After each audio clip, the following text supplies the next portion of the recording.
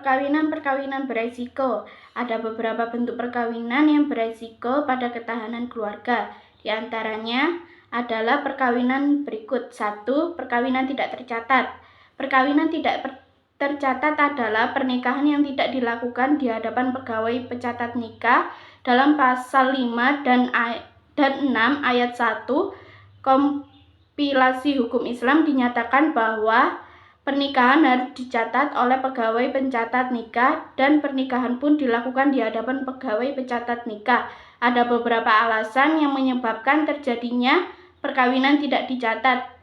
Di antaranya yaitu 1. Karena alasan ekonomi. Perkawinan tidak dicatat akan mengakibatkan beberapa masalah dalam kehidupan rumah tangga. Misalnya, tidak ada jaminan hukum, pasangan pada pernikahan ini tidak berhak memiliki akte nikah atau cerai. Tidak diperbolehkannya mencantumkan nama ayah kandung di akta kelahiran anak secara otomatis karena tidak adanya akte nikah atau surat nikah. Orang tua yang menjadi dasarnya, hal ini dapat memberikan dampak buruk pada anak mengingat mereka dipandang oleh negara dan masyarakat sebagai anak yang lahir di luar perkawinan. Untuk yang kedua yaitu perkawinan poligami. Poligami sendiri yaitu pernikahan yang dilakukan dengan lebih dari satu orang. Dalam hal ini yang diperbolehkan untuk melakukannya adalah laki-laki. Di Indonesia, pernikahan poligami diperbolehkan berdasarkan pasal 55 KHI dengan terpenuhnya syarat-syarat yang telah diatur dalam Undang-Undang Pernikahan nomor 1/1974 maupun KHI. Namun demikian, pernikahan poligami dalam kenyataannya banyak menimbulkan problematika.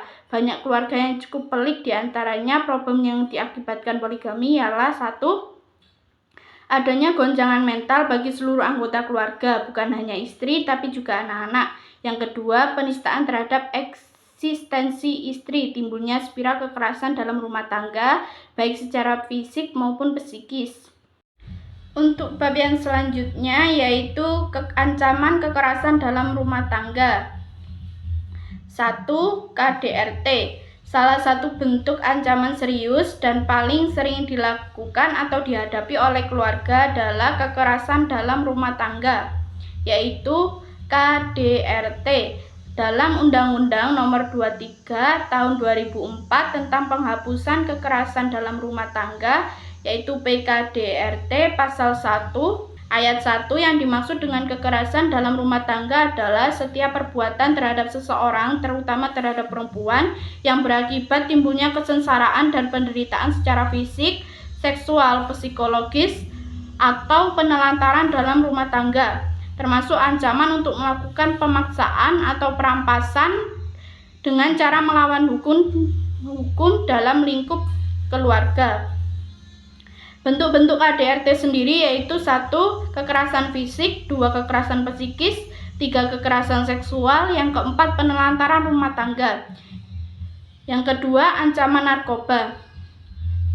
Ancaman narkoba termasuk serius bagi keluarga. Narkoba yaitu narkotika dan obat-obatan terlarang adalah zat yang dapat mempengaruhi kondisi kejiwaan. Narkoba dapat menimbulkan ketergantungan fisik dan psikologis yang berakibat buruk.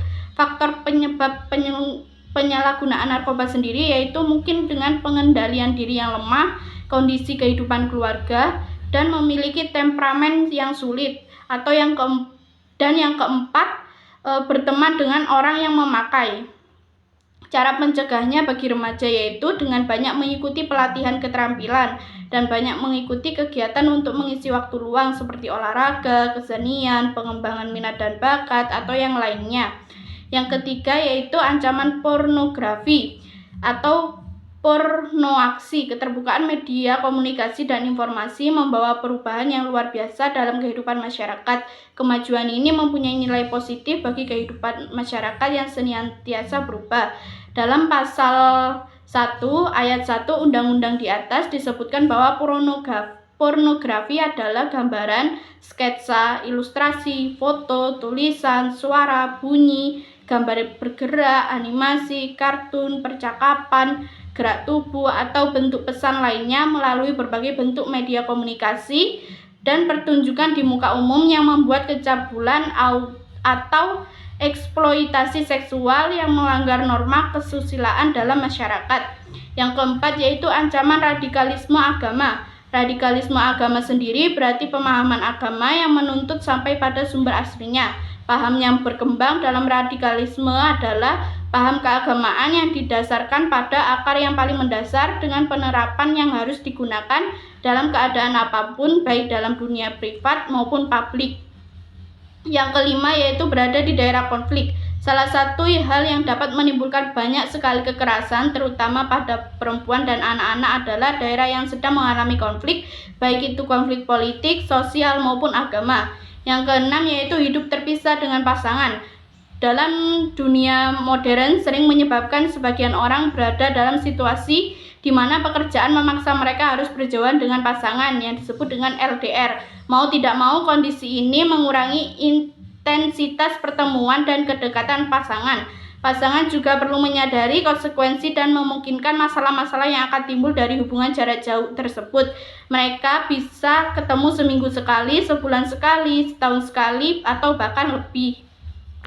Untuk bab yang selanjutnya yaitu lembaga-lembaga pemberian layanan terhadap keluarga, yaitu yang pertama Badan Penasehatan Pembinaan dan Pelestarian Perkawinan, yang kedua Badan Narkotika Nasional, yang ketiga Badan Narkotika Provinsi, yang keempat Badan Narkotika Kabupaten atau Kota, yang kelima Lembaga Bantuan Hukum, yang keenam lembaga swadaya masyarakat yang bergerak pada isu-isu perempuan seperti Rifka Anissa, Kapal Perempuan, PK, dan lain-lain. Yang ketujuh yaitu pengadilan agama, yang kedelapan panti rehabilitasi yaitu tempat untuk rehabilitasi pecandu narkoba, yang kesembilan pusat pelayanan terhadap pemberdayaan perempuan dan anak, yang kesepuluh yaitu sentra pelayanan kepolisian terpadu, yang ke-11 Women Crisis Center.